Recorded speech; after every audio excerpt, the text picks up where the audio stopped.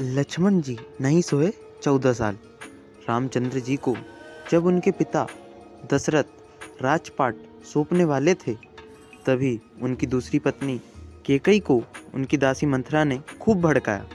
मंथरा ने कहा कि राजा तो आपके बेटे भरत को बनना चाहिए। इसके बाद कैकेयी ने राजा दशरथ से 2 वर मांगे।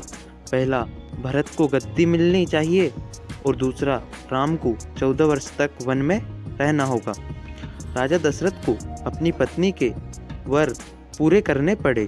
जब रामचंद्र जी वनवास के लिए अयोध्या से निकले, तब लक्ष्मण जी ने भी उनके साथ जाने की इच्छा जाहिर की। लक्ष्मण के वन जाने की बात सुनकर उनकी पत्नी उर्मिला भी साथ जाने की जिद करने लगती है। तब लक्ष्मण अपनी पत्नी उर्मिला को समझाते हैं कि वह अपने बड़े भाई और माँ समान भाभी सीता की सेवा करने के लिए जा रहे हैं। अगर तुम वनवास में साथ चलोगी तो मैं ठीक तरह से सेवा नहीं कर पाऊंगा।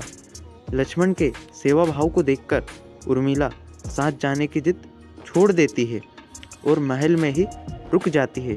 वन में पहुंचकर लक्ष्मण भगवान राम और सीता के लिए एक कुटिया बनाते हैं। जब राम और सीता कुटिया में विश्राम करते थे, तब लक्ष्मण बाहर पहरेदारी करते थे। वनवास के पहले दिन जब लक्ष्मण पहरेदारी कर रहे थे, तब उनके सामने निद्रा देवी प्रकट हुई।